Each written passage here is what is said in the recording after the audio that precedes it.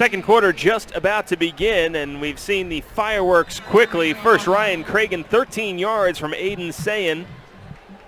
Alan Smith caught a pass from E.J. Perry, and Isaiah Malcolm's 45-yard run for Penn gives them the 14-7 lead. Malcolm trying to get after it again, and this time he's bottled up and dropped. Great pursuit on that Brown defense, and that time Junior Gaffa was able to close in on the flat. You said a great pursuit because in that first quarter, the reason why Penn was winning the game, they dominated on the ground.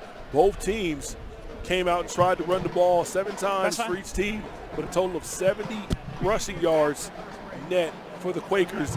0 rushing yards allowed if you include in the sack yardage by this Quakers defense. Yeah, that defensive line has gotten after it.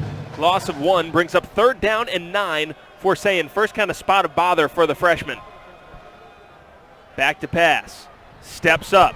Hit as he throws. And it's complete on a bobbled ball. First down Penn. Goldsberry was Johnny on the spot. And Owen Goldsberry plunges over the 45-yard line for a first down. Well, Joe, you're talking about that California cool, and he needed some of that there for this play. My goodness. It's rare you get a ball tipped up in the air and good things happen for the offense. Goldsberry, such a dynamic kick returner. That time getting it done offensively. Cragen catches it on the screen, breaks 1 tackle, not going to break the next 2. Malcolm Brunson was in there first. Clayton Perrin came in as well. And Cragen getting a lot of attention from that Brown defense. See the RPO, they just kind of throw it out to the flat, but here's the previous play. He throws it over the middle and throws it behind his running back, Isaiah Malcolm, but Owen Goldsberry is Johnny on the spot. Makes the play and moves the chains for the Quakers. That was an incredible tip by Malcolm because that's a pick if Malcolm does not tip that. 2nd down and 8.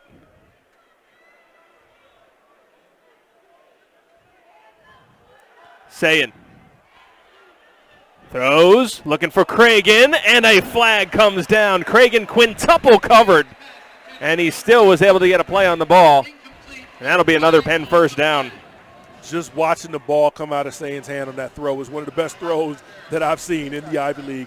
Even though it's an incompletion and it was a pass interference, he just set his feet and just natural arm talent that you could tell he's going to be a force to be reckoned with down the field.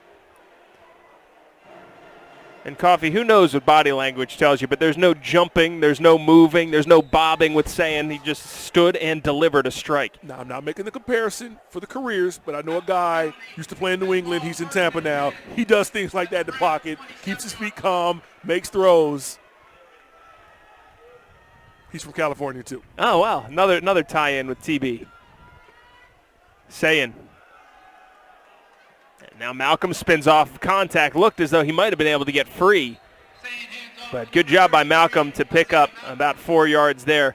Talking about comparison, Sayin the first true freshman to play quarterback for Penn since Alec Torgerson in 2013. That's another guy who made the league. Yeah, I think he may have that opportunity with the arm strength that he's going to be showing. The weapons that this Penn Quaker team and Ray Priori has continued to recruit to put around him. He could go down as one of the best to ever play here at Franklin Field if he could stay healthy and make the right decisions with the football. So far today he has. Passing early test, no doubt. Sayin flushed out. He can move. Sayin hit, and he's able to maybe throw it away. Yes, incompletion is the call. It looked as though he might have been beyond the line of scrimmage too, but only just able to hang on there. Sayin incomplete. Now we'll see about this flag in the secondary. Oh, there's a player down for Penn, and that could explain a lot.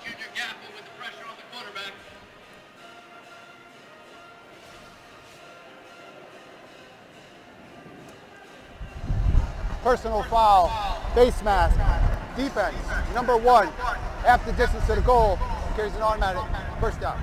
Goes against Joshua Feely, the strong safety, Coffee, and that's a big play as Penn was kind of in an uncomfortable spot there. Now they move closer to that Brown goal line. Yeah, right now, Sayin is 6 for 7. That's going to take away, well, he was 6 for 7 in the first quarter. Passing the football, but it's going to set the Quakers up just outside the 12-yard line. See there the Penn quarterbacks assisting in play delivery and deception, which, of course, the same thing. Sayin with trips left. Counter handoff to Malcolm. Malcolm cuts back. Still on his feet temporarily, and we could see, once again, he keeps those feet moving. Difficult to bring down even when there's nothing there. And it's a solid job just making the tackle in the hole. I'm not going to lie. I kind of fell for the flake as well. And you see a little guy like Isaiah Malcolm, he finally gets brought down, but it's Brown's defense. Malcolm kind of broke onto the scene as a freshman, as a gadget player. He was a guy that you saw at Penn as a punt returner, got into kicks as well, some kind of reverses and things like that. But now he is taken over as the featured back, third in the Ivy League in rushing yards per game, Isaiah Malcolm. Over 500 yards and 5.9 yards per rushing attempt so far this season for Isaiah Malcolm. Sayin looking left. Complete, no. Looked like it for a moment, but Goldsberry just unable to hang on. And that's just the second miss of the game for Sayin. And that's the one where it's a little bit too much California cool. You want him to drive this throw a little bit more. He kind of lays off of it. You see the ball comes up a little bit short, and his receiver tries to make a dive and catch. If you put that on stride in front of him, he may be able to catch that, turn up the corner. As you've watched quarterbacks, Coffee, what's the difference that you see in a freshman like Sayin versus somebody who's a little bit more seasoned, say E.J. Perry? Just the footwork. We've seen that earlier on in the game. He gets the ball batted. We had the quick rollout, didn't get his head around fast enough. And that comes with reps and repetition and the speed of the game. This is a lot different than playing high school football as good as it is in California. Here's Sayin looking, end zone, complete, touchdown on the run, and Penn up 2 scores now. Casilli makes the catch. And Josh Casilli's first touchdown of the year makes it 20-7 Penn.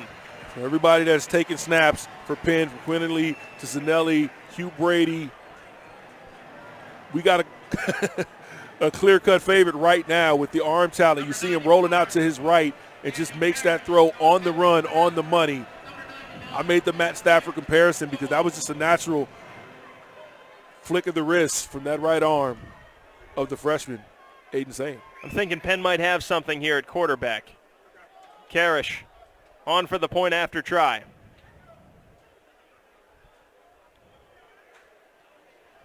Kick is up, and it is good. Penn 21 and Brown 7 here in second quarter action. Brown trying to answer when we return, but Aiden Sayin picks up his second touchdown pass of the afternoon, getting it done on the run and then delivering on time and on target. Penn by 2 scores.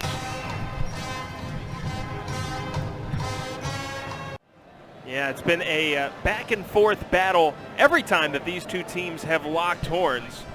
But Penn, we were talking about it during the break, it's still early. You're talking about the second start of a guy's career. But Aiden Sayin just looks a little bit different than some of the quarterbacks that we've seen at Penn the last several years. And he's definitely got the arm talent and one of the stronger arms that I've seen just naturally being able to spin the football to be only a true freshman. And just as a matter of procedure, Coffee, he actually has played football more recently than a lot of people who were here on campus, right? Because as a freshman, a high school senior, you're still playing, and the Ivy League was wiped out last year in terms of football. So even some of the sophomores on the roster, he's played more recently than them. For the most part, 660-odd days for the Ivy League because of the COVID pandemic. So, like you said, he's got a little bit of a fresher arm than some of the guys that have been sitting out playing in college football. Take a look at that Brown Bears sideline. And the offense has never really been the question for them each of the last 2 seasons they've played, 2019 and 2021 here. E.J. Perry, since he's come over from Boston College, has just assaulted the record books. In fact, a lot of the players that are ahead of him on the Brown leaderboard played for their full 3 years. He's only going to have 2 full years playing here for Brown. He's still making a big-time dent in those records. Goes to the air on first down. And that's been his favorite target. Wes Rocket is able to spin ahead for 11 yards on first down to move the chains. And you see right there just the veteran leadership. He comes out of that play. He looks to his left in the slot and immediately resets his feet, throws it all the way back to the right side, knowing where his outlet receiver was. Jaden Key's been busy. Another tackle for him. Perry, here comes the heat, stands in, and it's picked off. Morris going the other way. Garrett Morris. Can he race to the pylon? Touchdown! And You finally get the mistake. That can't be totally blamed on Perry, even though he's thrown 10 interceptions so far this season. Ball gets right past his receiver on that quick slant route. Second play of the drive. And right now, you talked about the bad starts for the Brown Bears so far in Ivy League play. They're down 20 points here in the second quarter. Morris's first interception of the season. And how about that hands catch? It was tipped a couple of times, once by Morris before he was able to settle it down. And you're right about that, Coffee. That could have been one that was grabbed, kind of through the hands on a hot rocket from E.J. Perry. Another point after try. Karish puts this one through the uprights. Continues to remain perfect on point after tries. 10:35 to go. And Penn has all of a sudden opened it up over Brown here at Franklin Field. Bears trying to answer and get their offense back out on the field when we come back.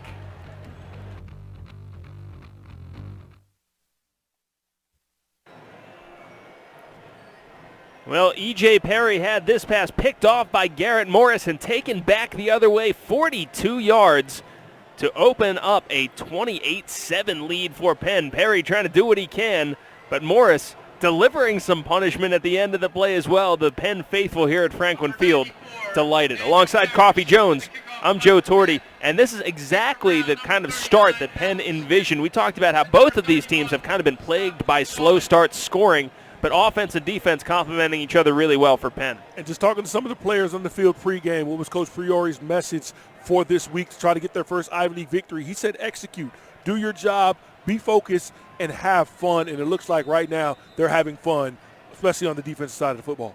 Garrett Morris is having a monster game, some tackles for loss and the pick six. Stepping in and executing his role pretty well for Penn on that outside linebacker spot. Karish kicks this one off. Another fair catch called for and made. And you're seeing Brown not really endeavoring to bring it out too much. It's difficult to do, but the athletes that they have, you'd think at some point if this score gets to be any worse than it is, you're going to start seeing some guys try to come out. And I'm really surprised when I see that more and more in college football, especially in the front half of the end zone. So the back line, okay, but these kick returns, they want to get their hands on the ball. They want to make a play, make a highlight, get on SportsCenter. But they're choosing to set their offense up at the 25-yard line. And I get it, too, if you're at the 15 or something like that, or at the 12 when they're bearing down on you. But that seems like it might be the sweet spot. Perry hands off. DeLucia able to pick his way through for a gain of 2. Brings up a second down and 8. And that's been what's missing so far in this game for the Brown Bears, their ability to run the football. They've struggled to run it, came in averaging 133 yards on the ground so far. Perry back to pass, looking sideline, broken up, incomplete. Nice coverage by McLeod as Wes Rocket tried to make a catch, but perfect position there for McLeod. Well, Perry threw a rocket to Rocket because that ball was on the money. It hits him right in the 8, between the 8 and the 4 on his uniform, which is great coverage by the Quakers, bringing up a 3rd and long situation. Coffee, what have you seen Penn doing to limit what Perry does, a guy who's so instrumental in their ground and pass game? They're being fundamental in their zone coverages. No one's necessarily getting out of their gaps, getting out of their zone drops. The pass rush has been pretty good. Heimlicher, Prince Emili, and those guys up front are getting after the quarterback as well. Perry delivers up the sideline again, and again tight coverage, face guarding this time, a late flag in, and McLeod was nailed that time, it looks as though. I'd want to see the numbers in that, how many times that penalty is called on the opposing team's sideline. Like if that's on the Penn sideline, that may be a no call. 15-yard penalty, carries an automatic first down. It's interesting that you bring that up, Coffee, because that's 2 plays on the same sideline. First one didn't get called, and Rocket was looking for it. But a fresh set of downs for Brown. And we've been really treated here, Coffee, in this first half to a show put on by these 2 quarterbacks. Very physically gifted players here. DeLucia hit behind the line of scrimmage. He's driven backwards. Nowhere to go. Khalil Lewis was the first one in there for Penn. You talk about Garrett Moore gets the pick 6, but we've seen 44 all over the field so far in this first half. Second down and 11. Perry Throws back across to DeLucia, and he turns on the Jets. DeLucia picks up the first down. Big hit delivered by Jakite at the 35, but not before Brown moves the chains once more. And Adam Conyer, he read that screen. Number 10, he comes in, he gets out late. And you see right there, he's not able to just kind of get those redirects, get those feet up and down. Third time they've been burned by the screen pass, being the Quakers defense. Another fresh set of downs for Brown. Offense has come a long way. In 2018, averaged 14.3 points per game. More than doubled that in 2019 to 30, now 32, including almost 41 points per game in their last 3. Perry in trouble. He's flushed out to the right. Finds his man complete. Mahoney makes one man miss, and O'Neal shoves him down, but another first down pickup for Brown.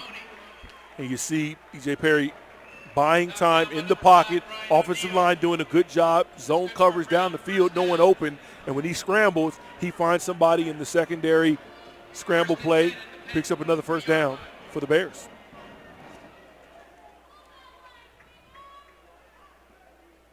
Penn's opened up a big lead over Brown of 3 touchdowns, and the Bears would love to see a response drive here. So far, so good.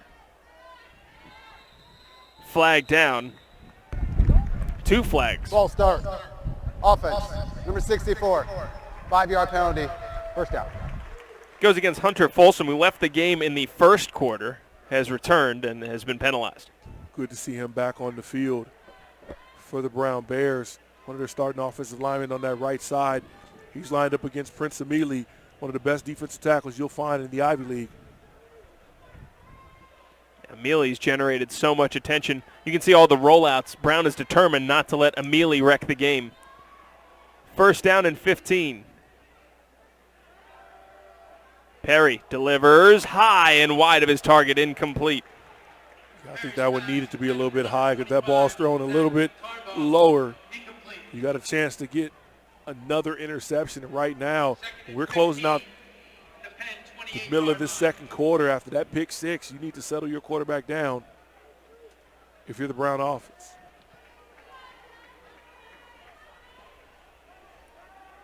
Back to pass again, Perry looking up the sideline, and again, this time broken up, incomplete.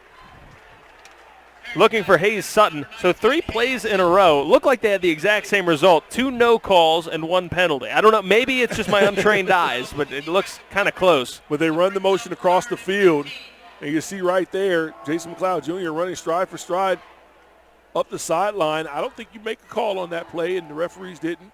And it's going to bring up a 3rd and long situation again for the Bears.